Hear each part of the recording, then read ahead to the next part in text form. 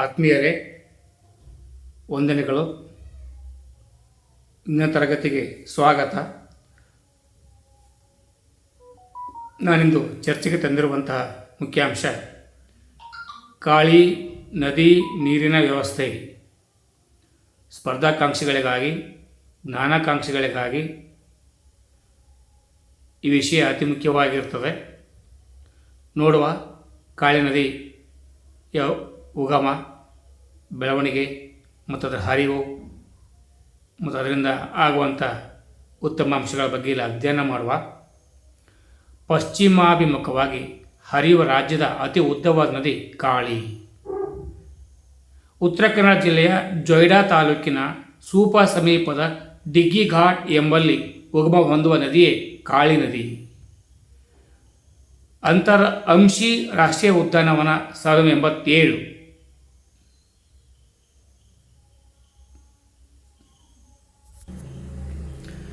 ಸೂಪ ಮತ್ತು ದಾಂಡೇಲಿ ಮಾರ್ಗಗಳ ಪಶ್ಚಿಮ ಘಟ್ಟಗಳ ದಟ್ಟವಾದ ಅರಣ್ಯಗಳ ಮೂಲಕ ಪಶ್ಚಿಮಾಭಿಮುಖವಾಗಿ ಹರಿದು ಕಾರವಾರದ ಸಮೀಪ ಅರಬ್ಬಿ ಸಮುದ್ರವನ್ನು ಸೇರುವ ನದಿ ಕಾಳಿ.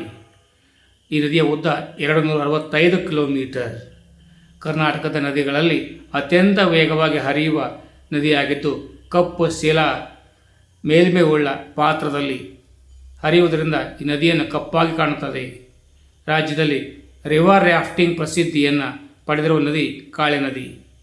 ಶರಾವತಿ ನದಿಯ ನಂತರ ರಾಜ್ಯದ ಅತಿ ಹೆಚ್ಚು ವಿದ್ಯುತ್ ಉತ್ಪಾದನಾ ಸಾಮರ್ಥ್ಯ ಹೊಂದಿರುವ ನದಿಯಾಗಿದೆ.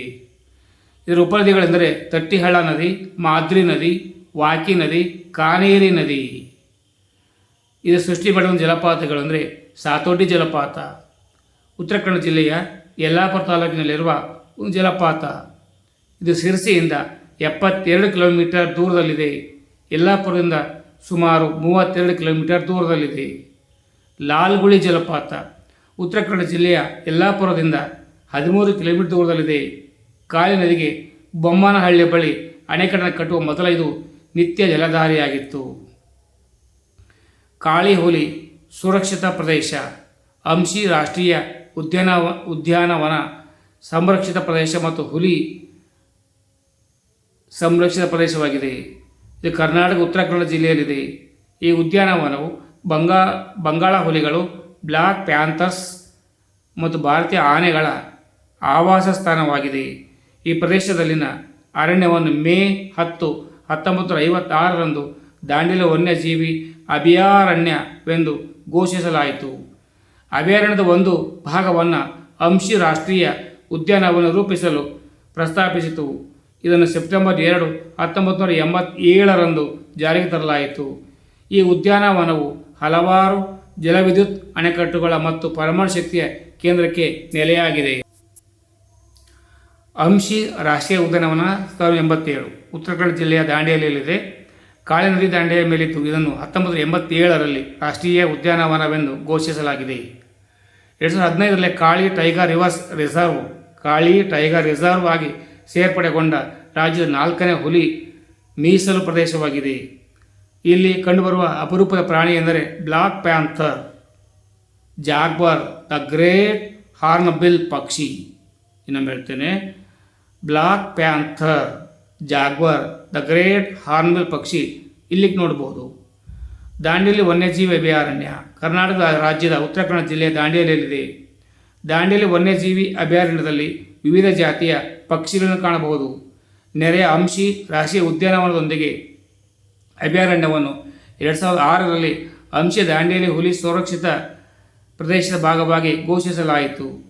ಕರ್ನಾಟಕ ರಾಜ್ಯ ಸರ್ಕಾರವು ಜೂನ್ 4, 2015ರಂದು ಪ್ರಾಜೆಕ್ಟ್ ಎಲಿಫೆಂಟಾ ಅಡಿಯಲ್ಲಿ ದಾಂಡೇಲಿ ಆನೆ ಮೀಸಲು ಪ್ರದೇಶವನ್ನು ಅಧಿಕೃತವಾಗಿ ಘೋಷಿಸಿದೆ.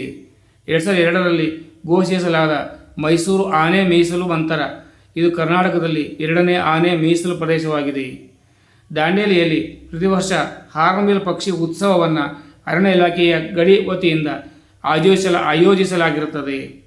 ನಾಗಜರಿ ವಿದ್ಯುದಾಗಾರ ಇದು ರಾಜ್ಯ ಅತಿ ದೊಡ್ಡ ಜಲವಿದ್ಯುತ್ ಉತ್ಪಾದನಾ ಕೇಂದ್ರಗಳಲ್ಲಿ ಒಂದಾಗಿದೆ. ಕಾಳಿ ನದಿಗೆ ಬೊಮ್ಮನಹಳ್ಳಿ ಜಲಾಶಯದಿಂದ ಸುರಂಗದ ಮೂಲಕ ನೀರನ್ನು ಪಡೆದು ನಾಗಜರಿ ಜಲವಿದ್ಯುತ್ ಕಾರ್ಯಕ್ಕೆ ಒದಗಿಸುತ್ತದೆ. ವಿದ್ಯುತ್ ಉತ್ಪಾದನಾ ಸಾಮರ್ಥ್ಯ 6 ಘಟಕಗಳಿಂದ 900 ಮೆಗಾವ್ಯಾಟ್ ವಿದ್ಯುತ್ ಉತ್ಪಾದನೆ ಆಗುತ್ತದೆ.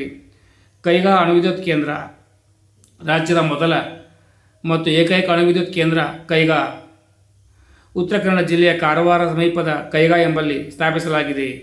ಕಾಳಿ ನದಿ ಎಡದಂಡೆಯ ಮೇಲೆ ಇರುವ ವಿದ್ಯುತ್ ಕೇಂದ್ರ ಕೈಗಾ ಮಾರ್ಚ್ 15, 2001 ಕಾರ್ಯಾರಂಭ ಮಾಡಿತು. 700 ಮೆಗಾವ್ಯಾಟ್ನ 2 ಒತ್ತಡದ ಹೆವಿ ವಾಟರ್ ರಿಯಾಕ್ಟರ್ PSWR ಘಟಕಗಳನ್ನು ಕೈಗಾ 5 ಮತ್ತು 6 ಸೇರಿಸುವುದರೊಂದಿಗೆ ಪ್ರಸ್ತುತ 880 ಮೆಗಾವ್ಯಾಟ್ ಸಾಮರ್ಥ್ಯವನ್ನು 2.28 ಗಿಗಾವ್ಯಾಟ್ ಹೆಚ್ಚಿಸಲಾಗಿದೆ. ರಾಜ್ಯದ ಎರಡನೇ ಅಣು ವಿದ್ಯುತ್ ಕೇಂದ್ರವನ್ನು ಕೊಪ್ಪಳ ಜಿಲ್ಲೆಯಲ್ಲಿ ಪ್ರಾರಂಭಿಸಲು ಚಿಂತಿಸಲಾಗಿದೆ. ಕರ್ನಾಟಕದ ಮೊದಲ ಮೊಸಳೆ ಪಾರ್ಕನ್ನು ಉತ್ತರ ಕನ್ನಡ ಜಿಲ್ಲೆಯ ದಾಂಡೇಲಿಯಲ್ಲಿ ಸ್ಥಾಪಿಸಲಾಗಿದೆ. ಇನ್ನೊಮ್ಮೆ ಹೇಳ್ತೇನೆ, ಕರ್ನಾಟಕದ ಮೊದಲ ಮೊಸಳೆ ಪಾರ್ಕನ್ನು ಉತ್ತರ ಕನ್ನಡ ಜಿಲ್ಲೆಯ ದಾಂಡೇಲಿಯಲ್ಲಿ ಸ್ಥಾಪಿಸಲಾಗಿದೆ. ರಾಜ್ಯದ ಮೊದಲ ಅರಣ್ಯ ವಿಶ್ವವಿದ್ಯಾನಿಲಯ ಉತ್ತರ ಕನ್ನಡ ಜಿಲ್ಲೆಯ ಸಿರಸಿ ಎಂಬಲ್ಲಿ ಪ್ರಸ್ತಾಪಿಸಲಾಗಿದೆ. ಈಗಾಗಲೇ ಅರಣ್ಯ ವಿಶ್ವವಿದ್ಯಾನಿಲಯ ಇಲ್ಲಿ ಸ್ಥಾಪಿಸಲಾಗಿದೆ. ಇದು ಕರ್ನಾಟಕದ ಅತಿ ಎತ್ತರದ ಅಣೆಕಟ್ಟು ಸೂಪಾ ಅಣೆಕಟ್ಟು ಉತ್ತರ ಕನ್ನಡ ಜಿಲ್ಲೆಯ ಜೊಯ್ಡಾ ತಾಲೂಕಿನ ಸೂಪಾ ಸಮೀಪದ ಗಣೇಶಗುಡಿ ಎಂಬಲ್ಲಿ ಕಟ್ಟಲಾಗಿದೆ. ಇದರ ಎತ್ತರ 101 ಮೀಟರ್, ಉದ್ದ 332 ಮೀಟರ್. ವಿದ್ಯುತ್ ಉತ್ಪಾದನಾ ಸಾಮರ್ಥ್ಯ 1180 ಮೆಗಾವ್ಯಾಟ್. 1985ರಲ್ಲಿ ಕಾರ್ಯಾರಂಭ ಮಾಡಿತು. ಒಡೆತನ ಕರ್ನಾಟಕದ ಪವರ್ ಕಾರ್ಪೊರೇಷನ್ ಲಿಮಿಟೆಡ್. ಕೊಡಸಳ್ಳಿ ಅಣೆಕಟ್ಟು ಉತ್ತರ ಕನ್ನಡ ಜಿಲ್ಲೆಯ ಯಲ್ಲಾಪುರ ತಾಲೂಕು. ಉದ್ದೇಶ ನೀರಾವರಿ ಮತ್ತು ಜಲವಿದ್ಯುತ್ ಯೋಜನೆ. ನಿರ್ವಹಣೆ ಕರ್ನಾಟಕ ವಿದ್ಯುತ್ ನಿಗಮ ಲಿಮಿಟೆಡ್. ಖದ್ರಾ ಅಣೆಕಟ್ಟು ಉತ್ತರ ಕನ್ನಡ ಜಿಲ್ಲೆಯ ಕಾರವಾರ ಸಮೀಪದ ಖದ್ರಾ ಎಂಬಲ್ಲಿ ಪ್ರಾರಂಭಿಸಲಾಗಿದೆ. 1997ರಲ್ಲಿ ಇದು ಕಾರ್ಯಾರಂಭ ಮಾಡಿದೆ. ಉದ್ದೇಶ ಜಲವಿದ್ಯುತ್ ಉತ್ಪಾದನೆ. 150 ಮೆಗಾವ್ಯಾಟ್ ವಿದ್ಯುತ್ ಉತ್ಪಾದನೆ ಆಗುತ್ತದೆ. ಇದು ಹಿನ್ನೀರನ್ನು ಗೋವಿಂದ ಸಾಗರ ಜಲಾಶಯ ಎಂದು ಕೂಡ ಇದನ್ನು ಕರೆಯಲಾಗಿದೆ. ಆತ್ಮೀಯರೇ, ನಿಮ್ಮೆಲ್ಲರ ಬೆಂಬಲದಿಂದ ನನ್ನ ಧ್ವನಿ ನಿತ್ಯ ನೀವು ಬೆಳಗ್ಗೆ ಬರ್ತಾ ಇರ್ತದೆ. ಇದಕ್ಕೂ ಉನ್ನತ ವಿಷಯಗಳೊಂದಿಗೆ ನಾನು ನಿಮ್ಮೊಂದಿಗೆ ಬರ್ತಾ ಇರ್ತೇನೆ. ಸದಾ ನಿಮ್ಮ ಬೆಂಬಲವು ಇರಲಿ ಎಂದು ನನ್ನ ಅಪೇಕ್ಷೆ. ಯಾರೆಲ್ಲ ಸಬ್ಸ್ಕ್ರೈಬ್ ಮಾಡಿಕೊಂಡಿಲ್ಲ, ಸಬ್ಸ್ಕ್ರೈಬ್ ಮಾಡಿಕೊಳ್ಳಿ.